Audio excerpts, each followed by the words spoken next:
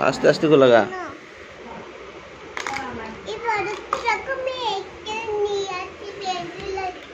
bandage आनते चलिए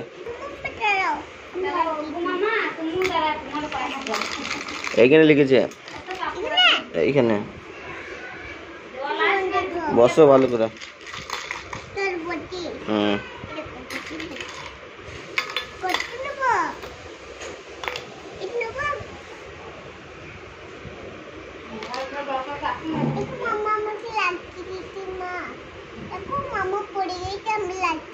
বলে লেগে যে মামা বল খেলা করতে দিয়েছে